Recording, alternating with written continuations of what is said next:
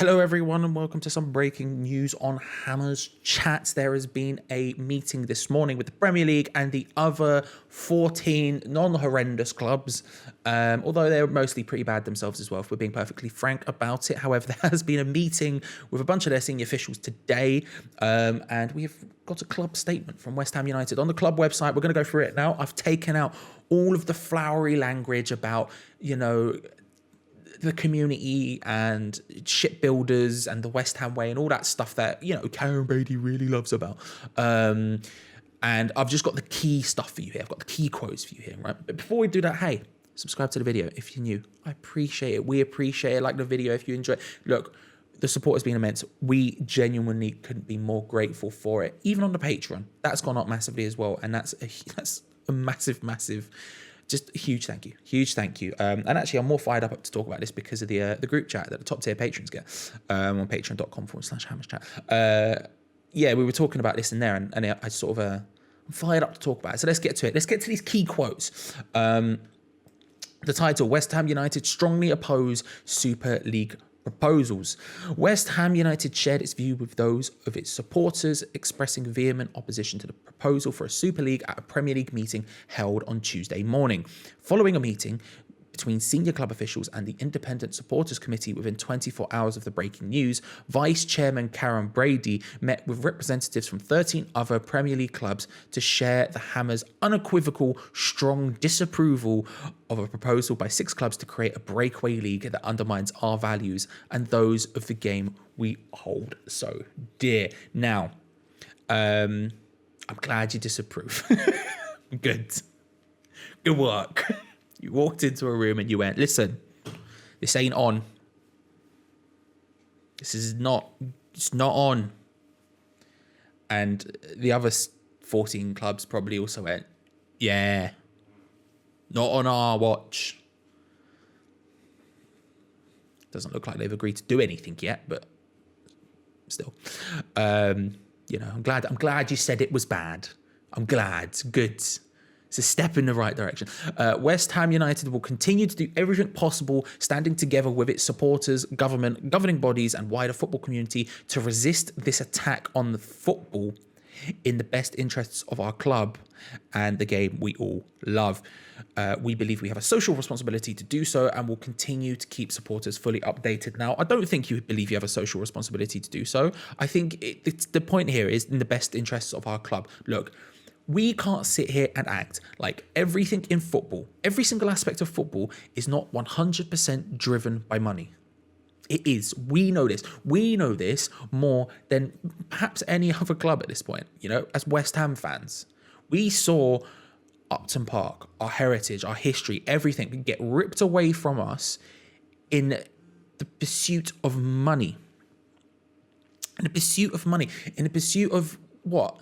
8 to 10 million? David Sullivan said in the Iron Man documentary, he was like, oh yeah, well the move on is only really worth about 8 to 10 million, and he says in this point, oh, that's like one Premier League player. And at this point, is it that? No, of course it's not. We know more than anyone else how much money drives all of this nonsense. We know that, okay? We go to a soulless bowl to watch our club usually struggle to get mid-table, run by a couple of Muppets, and those are the people we now have to sit and hope can enact change on our behalf to try and keep football looking even vaguely like the facade of what it should be that it is now. Because it's not what it is. It's run completely by money. And as much as we can sit here and people on Sky Sports and all those other places can talk about the idea of, well, this goes against the idea of competition and, West Ham are in the Champions League. We're getting to the Champions League this season for once. For once. The people running away with league are still the richest clubs.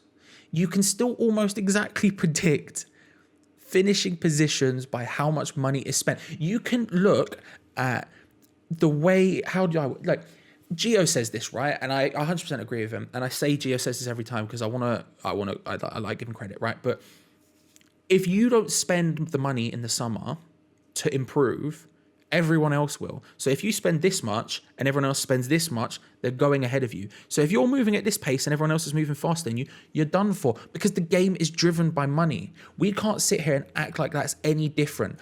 These clubs who have left are doing it because they think that it's the way forward monetarily. Because they looked at it, you can only have to look at the figures that they're bringing out, they're producing, saying how much money they're going to get for being founding clubs, how much money you're going to get for being the winner compared to the Champions League. This is all driven by money. This is all driven by money. Florentino Perez has said, we're doing this to save football at this critical moment. Bro, you're acting like you, Florentino Perez, the guy who is in charge of Real Madrid, needs the money any more than, say, Bury FC, who went out of business. Do you think you making this breakaway league is going to save those clubs? No, of course not. If anything, and this is something that was said in that group chat I mentioned earlier, I would not be shocked if one club or a couple of clubs did not go out of business directly because of the money leaving to go with the top six if they went to the Super League. It wouldn't surprise me. But this is the problem. They've called the bluff of the Premier League, they've called the bluff of FIFA and everyone else, and UEFA came out with this big punchy statement just before it happened, and then since it's happened, everyone's just gone, well, we disapprove of this. Well, football has irrevocably changed from this moment onwards.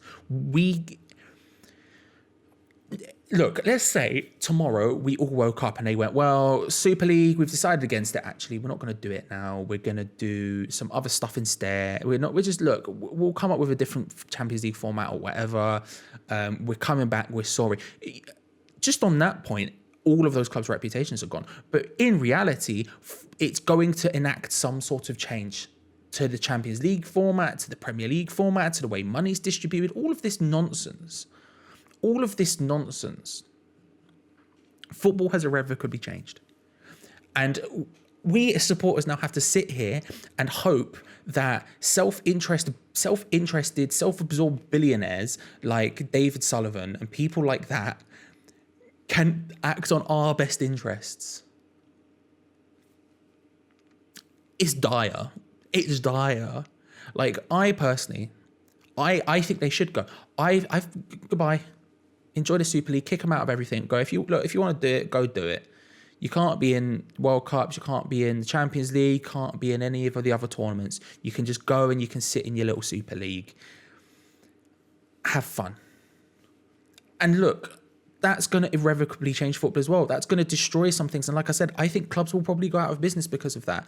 But maybe that's the beginning step of wrestling back control of the sport from money. And that's still putting in charge people like FIFA and UEFA who consistently find ways to be corrupt. The sport is broken. It's just about how we go forward from here. And as much as I want to sit here and go, good, I'm glad we've seen a club statement of them going, we disapprove of this. What's disapproval going to do? Nothing. Teachers at school used to disapprove of me not doing my homework. It didn't make me do it. You have to find a way forward. I don't know. What do you think of the club statement? Let me know in the comments below. Subscribe if you're new around here, like the video, all that good stuff. Hey, maybe you're less pessimistic than I am about the state of the sport and the club and just sort of life in general. I think lockdown's getting to me a bit. Let me know in the comments below. Thank you for watching. Come on, you irons, and we will see you next time.